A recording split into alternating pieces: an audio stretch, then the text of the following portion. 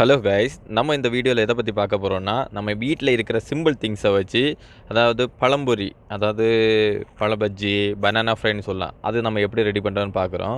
இதில் வேறு எதுவுமே போடல. பார்த்தீங்கன்னா மைதா மாவு, கொஞ்சோண்டு மஞ்சத்தூள், அப்புறம் சுகர் ஆட் பண்ணியிருக்கேன். வேறு எதுவுமே கிடையாது. அப்புறம் தண்ணியில் மிக்ஸ் பண்ணணும். பாருங்கள் எப்படி மிக்ஸ் பண்ணணுன்னு. ரொம்ப தண்ணியாகவும் இருக்கக்கூடாது, ரொம்ப கட்டியாகவும் இருக்கக்கூடாது. மீடியம் டைப்பில் நம்ம ரொம்ப தூரம் இது பண்ணிட்டு, ஆயில் செலவெல்லாம் பாருங்கள், நான் ஃப்ரை பேனில் தான் பண்ணுறேன். பழத்தை எடுத்துக்கிட்டோமா, அதை ஸ்லைஸாக கட் பண்ணணும். ஓகேவா? ஒரு பழத்தில் எப்படியும் ஒரு 3 ஸ்லைஸ் பண்ணலாம். 3 4 பண்ணலாம். 3 பெட்டராக இருக்கும். ஓகேவா? நான் 4 பண்ணியிருக்கேன். ரொம்ப ஸ்லைஸாக பண்ணியிருக்கேன் ஒரு பழத்தில். அப்புறம் அந்த ஃப்ரை பேன் சூடானோடனே அதில் தண்ணி எண்ணெயை விடணும். எண்ணெய் வந்து எப்படின்னா ரொம்ப விடக்கூடாது, மீடியமாக விட்டால் போதும்.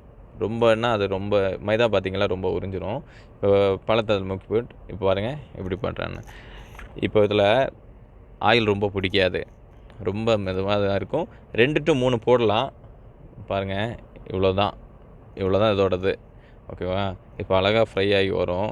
பாருங்கள், ஒரு 2 to 5 மினிட்ஸ் போதும். அழகாக அது ஃப்ரை ஆகி பாருங்கள், அதை அப்படியே தூக்கி மறைச்சி போட்டு 3 போட்டால் இதுதான் பிரச்சனை. 3 4 போட்டிருக்கேன், இதுதான் பிரச்சனை. 2 போட்டால் கரெக்டாக ஃப்ரீயாக உங்களுக்கு திருப்பி போட்டுறதுக்கு எல்லாத்துக்கும் வசதியாக இருக்கும். பார்த்திங்கன்னா அந்த கலர் வந்துச்சு பார்த்தீங்களா? ஏன் மஞ்சள் பொடி போடுறோம் அப்படின்னா, கலர் ஆட் பண்ணுவாங்கள்ல, அதுக்கு பதிலாக மஞ்சத்தூள் போட்டால் கொஞ்சம் ஹெல்த்தியாக இருக்கும். அதுக்காக தான். பார்த்திங்கன்னா ரெடி ஆகிடுச்சு. இது இவங்க ஊரில் வாங்கினோன்னா ஒரு இதுக்கு 10 ரூபா கொடுக்கணும். பார்த்திங்கன்னா ஒரு பழத்தில் 4 சூப்பராக ரெடி ஆகிடுச்சு. ஸோ இதை வந்து நீங்கள் டீயும் ரெடி பண்ணி இது கூட குடிச்சிங்கன்னா செம்மையாக இருக்கும்.